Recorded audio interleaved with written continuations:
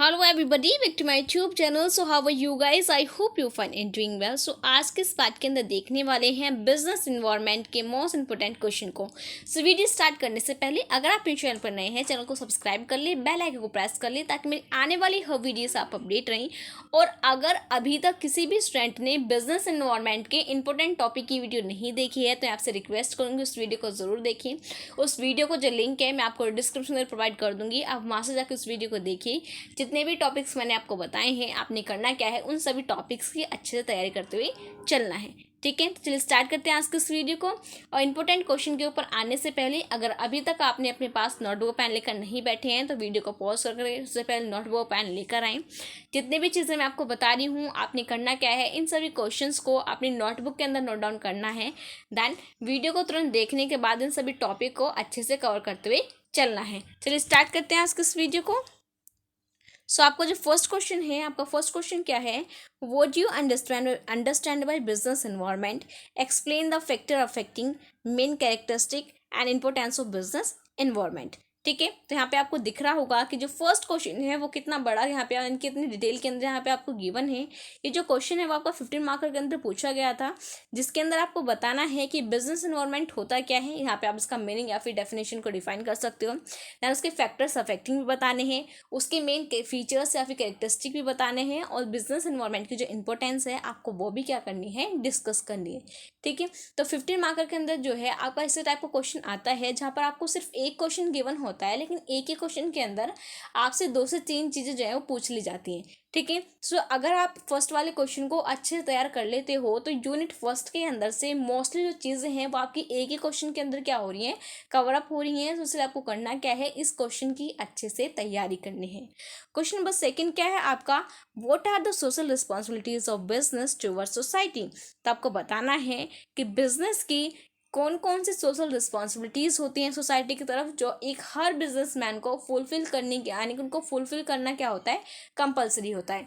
ठीक है, सो आपको पता होना चाहिए कि सोशल रिस्पॉन्सिबिलिटीज़ क्या होती हैं, और जो बिजनेसमैन होता है उसको अपने बिजनेस को रन करने के साथ साथ उसको कौन कौन सी अपनी सोशल रिस्पॉन्सिबिलिटीज़ जो है उनको कंप्लीट करना होता है. तो इन सभी चीज़ें हैं या क्या होनी चाहिए, आपको अच्छे से क्लियर होनी चाहिए, और काफ़ी कॉमन पॉइंट है, आप बिना पढ़े भी इसके ऊपर अच्छे से एक नोट तो लिख ही सकते हो.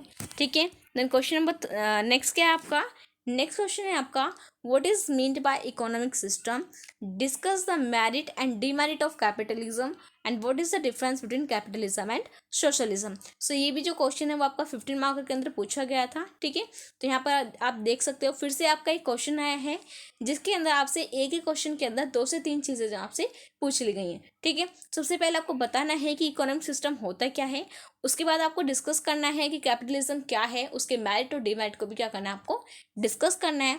देन उसके बाद आपको कैपिटलिज्म और सोशलिज्म के बीच में क्या बताना है, डिफरेंस बताना है. ठीक है, अब मैं आपको क्लियर कर देती हूँ. जो यहाँ पे आपको डिफरेंस गिवन है कैपिटलिज्म सोशलिज्म के बीच में, ये क्या है, काफ़ी इंपॉर्टेंट है. ठीक है, मोस्टली जो क्वेश्चन है वो आपका रिपीट होता है. सो आपने करना क्या है, कैपिटलिज्म और सोशलिज्म के बीच का डिफरेंस है आपको उसको अच्छे से क्लियर करते हुए चलना है. ठीक है, वैसे तो आपको चारों के बीच में जो चारों यानी कि हमारे जो 4 इकोनॉमिक सिस्टम है उनके बीच का जो डिफरेंस है वो आपको अच्छे से क्लियर होना चाहिए. जैसे कि मिक्स्ड इकोनॉमिक हो गया, कैपिटलिज्म हो गया, सोशलिज्म हो गया, देन कम्युनिज्म हो गया.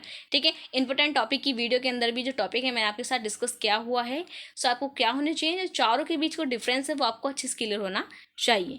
ठीक है, और ये जो यहाँ पे आपको गिवन है सोशलिज्म और कैपिटलिज्म का, इनका भी आपको जो डिफरेंस है वो अच्छे से क्लियर होना चाहिए. ठीक है, नेक्स्ट क्वेश्चन क्या आपका, नेक्स्ट क्वेश्चन है आपका, give comparison between mixed economy, capitalism economy, than socialism economy. ठीक है, सो आपको करना क्या है, आपको मिक्स्ड इकोनॉमी, कैपिटलिज्म इकोनॉमी और सोशल इकोनॉमी के बीच में क्या बताना है, आपको डिफरेंस बताना है. डिफरेंस आपको किस बेसिस के बताना है, यानी कि बेसिस के बेस पे ही आपको इन तीनों के बीच में कंपैरिजन या फिर डिफरेंस को बताना है. ठीक है, सो इस टाइप के जो क्वेश्चन है वो आपको आपके लिए आते हैं. सो आपको करना क्या है, जितने भी क्वेश्चन मैं आपको बता रही हूँ इन सभी को अच्छे से तैयार करते हुए चलना है. ठीक है, आई होप ये सब चीज़ें आपने नोट डाउन कर ली होगी. द नेक्स्ट क्या है आपका, नेक्स्ट क्वेश्चन है आपका, what is meant by mixed economy. ठीक है, तो मिक्स्ड इकोनॉमी से रिलेटेड जो है वो क्वेश्चन आपके आते हैं, जिससे कि आपको पता है कि इंडिया के अंदर आपका मिक्स्ड इकोनॉमी का जो सिस्टम है वो क्या होता है, आपका फॉलो होता है. ठीक है, कभी कभी क्वेश्चन कैसा आता है, सबसे पहले तो आपसे डायरेक्टली पूछ लेगा कि मिक्स्ड इकोनॉमी होती क्या है। उसके बाद आपको एक स्टेटमेंट दे देता है, फिर आपसे पूछता है कि आप इस स्टेटमेंट से एग्री हो या नहीं हो। आपको क्या करना होता है, अपने एक वैलिड रीज़न के साथ उस स्टेटमेंट को आपको क्या करना होता है, सपोर्ट करना होता है। ठीक है, स्टेटमेंट से पूछ लिया जाता है कि जैसे कि प्राइवेट और पब्लिक सेक्टर जो है इंडिया के अंदर फॉलो होते हैं। सब आप बताइए कि आपके अकॉर्डिंग प्राइवेट और पब्लिक सेक्टर जो एक साथ रोल प्ले कर रहे हैं वो सही है या नहीं है। ठीक है, तो इस टाइप के जो क्वेश्चन है वो आपके आते हैं, जहाँ पे आपसे कोई स्टेटमेंट दे देंगे। तो इन सभी चीज़ों के लिए आपको तैयार रहना है। ठीक है, mixed economy, private sector, public sector, ये काफ़ी इंपॉर्टेंट टॉपिक हैं, तो इसलिए आपको करना है क्या है, इन सभी चीज़ों के ऊपर अच्छे से फोकस करते हुए चलना है।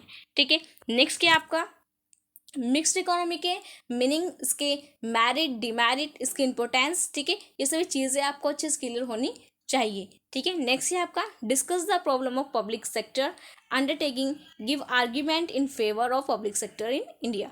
ठीक है, तो सबसे पहले आपको करना क्या है, आपको बताना है कि पब्लिक सेक्टर है क्या। ये जो क्वेश्चन है आपका 7.5 मार्क्स के अंदर पूछा गया था। ठीक है, तो सबसे पहले आपको बताना है कि पब्लिक सेक्टर है क्या, उसके बाद आपको डिस्कस करनी है उसकी प्रॉब्लम्स को। ठीक है, देन उसके बाद क्या करने हैं, आपको पब्लिक सेक्टर के फेवर में आपको उसके कुछ आर्ग्यूमेंट्स पे आपको डिस्कस करने हैं। ठीक है, तो इस टाइप का जो क्वेश्चन है वो भी आता है। ऐसा भी हो सकता है कि जो क्वेश्चन है यहाँ पे पब्लिक सेक्टर की जगह आपको प्राइवेट सेक्टर दे दे। ठीक है, तो पब्लिक सेक्टर, प्राइवेट सेक्टर दोनों ही आपको अच्छे से क्लियर होने चाहिए। ठीक है, और इनके जो आर्ग्यूमेंट्स है, मेन फोकस किसके ऊपर करना है, आपको आर्ग्यूमेंट्स के ऊपर करना है। आर्ग्यूमेंट्स जो है वो आपको फेवर में ही पूछ सकता है और अगेंस्ट में पूछ सकता है, इसलिए आपको दोनों टाइप के जो आर्ग्यूमेंट्स है पब्लिक और प्राइवेट सेक्टर के, वो आपको अच्छे से क्लियर होने चाहिए। आई होप ये क्वेश्चन आपको क्लियर हो गया होगा। ठीक है, पब्लिक और प्राइवेट सेक्टर का बेसिक मीनिंग, इनकी प्रॉब्लम जो इंडिया के अंदर इनसे रिलेटेड, यानी पब्लिक और प्राइवेट सेक्टर से रिलेटेड जो इंडिया के अंदर प्रॉब्लम है वो आपको प्रॉब्लम पता होनी चाहिए। देन इनके जो आर्ग्यूमेंट्स हैं फेवर में भी और अगेंस्ट में भी, ये भी क्या होना चाहिए, आपको अच्छे से क्लियर होने चाहिए। ठीक है, नेक्स्ट क्या आपका what do you understand bye industrial policy. ठीक है, तो आपको बताना है कि इंडस्ट्रियल पॉलिसी से आप क्या समझते हो, या फिर इंडस्ट्रियल पॉलिसी आपकी होती क्या है। इस टाइप का जो क्वेश्चन है आपका ये 3 मार्क के अंदर पूछा जाता है मोस्टली। ठीक है, तो यहाँ पे सिर्फ आपको क्या देना है, अपना जो इंडस्ट्रियल पॉलिसी है उसका बेसिक मीनिंग या फिर डेफिनेशन आपको डिफाइन करनी होती है। ठीक है, नेक्स्ट क्या आपका नेक्स्ट क्वेश्चन है आपका explain the main features of present industrial policy of India, then how far it will be helpful in India in the rapid industrial growth of country. ठीक है, तो इस टाइप का जो क्वेश्चन है वो भी आता है। सबसे पहले आपको पता होना चाहिए कि इंडस्ट्रियल पॉलिसी होती क्या है। ठीक है, फिर आपको क्या करने हैं, उसके जो मेन फीचर्स हैं या फिर मेन कैरेक्टरिस्टिक हैं, आपको उन सभी को अच्छे से डिफाइन करना है। ठीक है, उसके बाद आपको बताना है कि आपकी जो इंडस्ट्रियल पॉलिसी है वो किस तरीके से एक कंट्री के डेवलपमेंट या फिर उसकी ग्रोथ में किस टाइप से उसका जो एक इम्पोर्टेंट रोल वो क्या करती है, प्ले करती है। तो आपको पता होना चाहिए कि इंडस्ट्रियल पॉलिसी होती क्या है, किस तरीके से वो एक इंडिया को ग्रो करने में हेल्प करती है। ठीक है, क्या है उसके मेन फीचर्स हैं, और करंट में इंडिया के अंदर कौन सी जो इंडस्ट्रियल पॉलिसी है वो आपकी अप्लाई हो रही है। इससे रिलेटेड जो क्वेश्चन है वो काफ़ी आते हैं। आपसे सिंपली पूछ लिया जाता है कि इंडस्ट्रियल पॉलिसी होती क्या है, उसके बाद फिर आपसे उसी क्वेश्चन के अंदर पूछेगा कि करंटली में इंडिया के अंदर कौन सी जो इंडस्ट्रियल पॉलिसी है वो आपकी अप्लाई हो रही है या फिर फॉलो हो रही है। आपको क्या करना है, उसको डिटेल में डिस्कस करना है। ठीक है, तो इन सभी चीज़ों के बारे में कुछ क्लियर होने चाहिए कि इंडस्ट्रियल पॉलिसी होती क्या है। ठीक है, किस तरीके से एक कंट्री को ग्रो करने में ये हेल्प करती है, और इंडिया के अंदर करंटली में कौन सी जो इंडस्ट्रियल पॉलिसी है वो आपकी फॉलो हो रही है। अगर आपको पता है तो कमेंट करके ज़रूर बताना है कि इंडिया के अंदर कौन सी जो इंडस्ट्रियल पॉलिसी है वो आपकी फॉलो हो रही है। ठीक है, नेक्स्ट क्या है आपका व्हाट इज प्राइवेटाइजेशन। ठीक है, तो यहाँ पे क्या आ गया, आपका एलपीजी का जो कॉन्सेप्ट है यहाँ पे आपका स्टार्ट हो गया है। ठीक है, तो मैं आपको बता देती हूँ, मैंने आपको इंपॉर्टेंट टॉपिक की वीडियो के अंदर भी आपके साथ डिस्कस किया था कि जो एलपीजी का कॉन्सेप्ट है ये भी क्या है, आपका मोस्ट इंपॉर्टेंट है। तो सबसे पहले आपको एलपीजी का जो कॉन्सेप्ट है, इनका जो बेसिक मीनिंग है, लिबरलाइजेशन का, प्राइवेटाइजेशन का, ग्लोबलाइजेशन का। ठीक है, सबसे पहले आपको पता होना चाहिए कि जो कॉन्सेप्ट है आपको कौन से ईयर में आया था, कौन सी गवर्नमेंट के अंदर इस कॉन्सेप्ट को लाया गया था। ठीक है, फिर आपको इनके बेसिक मीनिंग इनका क्या होने आपको क्लियर होने चाहिए। उसके बाद आपको डिटेल में पता होना चाहिए कि लिबरलाइजेशन होता क्या है, किस टाइप का जो रोल है प्ले करता है, क्या इसके मेरिट्स है, क्या इसके डिमेरिट्स हैं। ठीक है, प्राइवेटाइजेशन क्या होता है, क्या इसके मेरिट है, क्या इसके डिमेरिट हैं, क्या इसके इंपॉर्टेंट फैक्टर्स हैं। ग्लोबलाइजेशन क्या है, क्या इसके मेरिट है, क्या इसके डिमेरिट है, देन क्या इसके इंपॉर्टेंट फैक्टर्स हैं या फिर फीचर्स हैं। इन सभी चीज़ों के बारे में आपको अच्छे से क्लियर होना चाहिए। अगर आप क्वेश्चन को उठाकर देखोगे प्रीवियस ईयर के, तो आपको वहाँ पे दिखेगा कि एलपीजी के कॉन्सेप्ट से रिलेटेड एक या दो क्वेश्चन जो है आपके आते ही आते हैं। तो आपको करना क्या है, एलपीजी के कॉन्सेप्ट को अच्छे से क्लियर करना है, ठीक है। तो यहाँ पे क्या हो गया, एलपीजी का जो कॉन्सेप्ट है वो स्टार्ट हो गया। तो जो फर्स्ट क्वेश्चन क्या है आपका इस कॉन्सेप्ट से related, What is privatization? Write its main characteristic and explain factors affecting of privatization। ठीक है, तो ये जो क्वेश्चन है वो आपका 15 या फिर 7.5 मार्क्स के अंदर आया था, एग्जैक्टली मुझे क्लियर नहीं है, ठीक है। तो क्वेश्चन के अंदर पूछा क्या गया है कि व्हाट इज़ प्राइवेटाइजेशन, तो आपको बताना है कि प्राइवेटाइजेशन होता क्या है। फिर उसके आपको जो मेन कैरेक्टरिस्टिक या फिर फीचर्स हैं उन सभी को आपको क्या करना है, राइट डाउन करना है। देन उसके जो फैक्टर अफेक्टिंग होते हैं प्राइवेटाइजेशन के, कि कौन कौन से फैक्टर्स होते हैं जो हमारे प्राइवेटाइजेशन को अफेक्ट करते हैं, उनको क्या करना है, आपको एक्सप्लेन करना है, ठीक है। तो इस जो क्वेश्चन है वो काफ़ी इंपॉर्टेंट है, एलपीजी के कॉन्सेप्ट से रिलेटेड है। तो सबसे पहले आपको एलपीजी कॉन्सेप्ट क्लियर होना चाहिए, उसके बाद ये जो क्वेश्चन मैं आपको बता रही हूँ ये भी आपको अच्छे से आने चाहिए, ठीक है। नेक्स्ट क्वेश्चन क्या है आपका, नेक्स्ट क्वेश्चन है आपका what do you understand by globalisation, the positive and negative implications of globalisation, ठीक है। या तो आपको करना क्या है, सबसे पहले आपको बताना है कि ग्लोबलाइजेशन होता क्या है, उसके बाद आपको इसकी पॉजिटिव और नेगेटिव जो इम्प्लीकेशन है ग्लोबलाइजेशन के, उन सभी को क्या करना है, आपको वन बाय वन डिस्कस करना है, ठीक है। नेक्स्ट क्या आपका explain the main objective of privatisation, liberalisation and globalisation, ठीक है। यानी कि जो आपके एलपीजी के जो तीनों के ही जो आपके मेन ऑब्जेक्टिव हैं उनके बारे में यहाँ पे आपसे पूछ रहा है। तो आपको सबसे पहले क्लियर होना चाहिए कि एलपीजी होता क्या है, इंडिविजुअली इनका क्या यूज़ होता है, क्या इनके मेन ऑब्जेक्टिव है या फिर क्या इनके मेन कैरेक्टरिस्टिक है, ठीक है। तो ये सभी चीज़ें क्या होनी चाहिए, आपको अच्छे से क्लियर होनी चाहिए। आई होप ये टॉपिक आपको क्लियर हो गया होगा कि किस टाइप के जो क्वेश्चन सब आपके आते हैं। तो नेक्स्ट क्या है आपका, नेक्स्ट क्वेश्चन है आपका what are the power of RBI to control and regulate monetary policy. तो ये जो क्वेश्चन है ये भी क्या आपका काफ़ी इंपॉर्टेंट है, ठीक है। ये जो क्वेश्चन है वो आपका 7.5 मार्क के अंदर पूछा गया था। तो इस टाइप के क्वेश्चन के अंदर सबसे पहले आपको बताना है कि मॉनेटरी पॉलिसी होती क्या है, ठीक है। मॉनेटरी पॉलिसी का मीनिंग बताइए, उसके बाद आपको क्या करना क्या है, उसके बाद आपको बताना है कि आरबीआई के पास कौन कौन सी पावर होती है जिनसे वो अपनी मॉनेटरी पॉलिसी को रेगुलेट करता है, जो मॉनेटरी पॉलिसी है वो किस टाइप का जो रोल है वो प्ले करती है, ठीक है। और किस तरीके से हम अपनी मॉनेटरी पॉलिसी को इंडिया के अंदर क्या कर सकते हैं, यूज़ कर सकते हैं। तो ये सारी जो चीज़ें हैं वो आपको अच्छे से क्लियर होनी चाहिए। जो पॉलिसीज़ होती है इनसे रिलेटेड जो क्वेश्चन है वो भी काफ़ी आपके आते हैं, जैसे कि मॉनेटरी पॉलिसी होगी, फिजिकल पॉलिसी होगी, एग्जामाइन और फीमा होगी। तो ये सभी चीज़ें हैं आपको अच्छे से क्लियर होनी चाहिए। अगर आपने इंपॉर्टेंट टॉपिक की वीडियो देखी है तो उन सभी चीज़ों के अंदर इन सभी चीज़ों को मैंने क्या किया हुआ है, डिटेल के अंदर डिस्कस किया हुआ है, ठीक है। तो नेक्स्ट क्या आपका, नेक्स्ट आपको what is mean by disinvestment. ये जो क्वेश्चन आपका 3 मार्क के अंदर आया था, तो आपको पता होना चाहिए कि डिसइन्वेस्टमेंट आपकी क्या होती है। नेक्स्ट क्या आपका what do you mean by physical policy, तो आपकी फिजिकल पॉलिसी क्या होती है। ये भी जो क्वेश्चन है आपका 3 मार्क के अंदर आया था, तो आपको पता होना चाहिए कि फिजिकल पॉलिसी होती क्या है और किस टाइप से हम इसको अप्लाई करते हैं, ठीक है। नेक्स्ट क्या आपका what do you understand bye FDI, यानी कि फॉरेन डायरेक्ट इन्वेस्टमेंट आपकी होती क्या है। इस टाइप का जो क्वेश्चन है वो भी आपका आता है, ठीक है। ये तीनों क्वेश्चन ये भी काफ़ी इंपॉर्टेंट है कि आपकी एफडीआई होती क्या है। ये जो क्वेश्चन है इस टाइप का आता है 3 मार्कर के अंदर, ठीक है। लेकिन कभी कभी क्या होता है, जब यही क्वेश्चन आपका 7.5 मार्क के अंदर पूछा जाता है तो वहाँ पे क्या बोलते हैं, सबसे पहले तो आपसे एफडीआई का जो मीनिंग है वो पूछ लिया जाता है। फिर आपसे पूछते हैं कि इंडिया के अंदर एफडीआई की क्या नीड है, किस लिए हम इसको यूज़ करते हैं, ठीक है। तो इस टाइप का जो क्वेश्चन है वो भी आते हैं। तो सबसे पहले आपको क्या पता होना चाहिए कि एफडीआई है क्या, क्या इसका मीनिंग है, क्या इसका मेन ऑब्जेक्टिव है, और इंडिया के अंदर एफडीआई का जो कॉन्सेप्ट है हम किस लिए यूज़ करते हैं।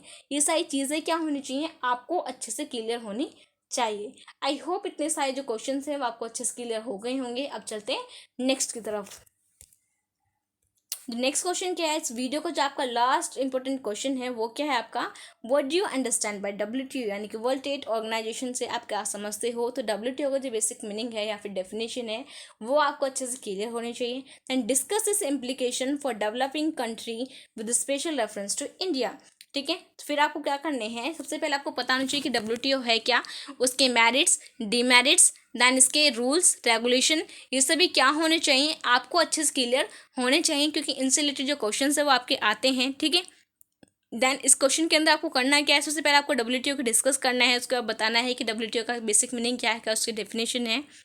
फिर आपको उसके डिस्कस करने हैं कि डेवलपिंग कंट्री के अंदर डब्ल्यूटीओ के क्या क्या इंप्लीकेशंस होते हैं, इन सभी को क्या करना है आपको डिटेल के अंदर डिस्कस करना है, क्योंकि ये जो क्वेश्चन है वो आपका 15 मार्क के अंदर पूछा गया, तो काफ़ी इंपॉर्टेंट क्या आपका क्वेश्चन है। ठीक है, देन नेक्स्ट क्या है आपका, what are the roles of WTO in international trade. ठीक है, तो सबसे पहले आपको पता होना चाहिए कि इंटरनेशनल ट्रेड होता क्या है। देन उसके बाद आपको पता होना चाहिए कि डब्ल्यूटीओ कौन कौन से जो इंपॉर्टेंट रोल प्ले करता है इंटरनेशनल ट्रेड के अंदर। तो ये सारी चीज़ें क्या होनी चाहिए आपको अच्छे से क्लियर होने चाहिए। आई होप जितने भी इंपॉर्टेंट क्वेश्चन मैंने आपको बताए हैं सारे आपको क्लियर हो गए होंगे, आप सभी ने नोट डाउन भी कर लिए होंगे। अगर आपको कोई क्वेश्चन छूट गया है तो आप इस वीडियो का रिकैप ले सकते हैं। आपने करना क्या है, जितने भी इंपॉर्टेंट क्वेश्चंस मैंने आपको बताए हैं इन सभी क्वेश्चंस की अच्छे से तैयारी करनी है। और अगर किसी भी स्टूडेंट ने इंपॉर्टेंट टॉपिक की वीडियो नहीं देखी है तो मैं आपसे रिक्वेस्ट करूँगी प्लीज़ उस वीडियो को ज़रूर से देखें। जितने भी टॉपिक्स मैंने आपको बताए हैं क्या आपको करना क्या है, उन सभी टॉपिक की अच्छे से तैयारी करनी है। ठीक है, so thank you very much everyone for watching this video. If you're new on my channel, so don't forget to like, comment and subscribe it. Bye bye, see you soon in the next video. Also share this video with your friends and colleagues. See you soon guys.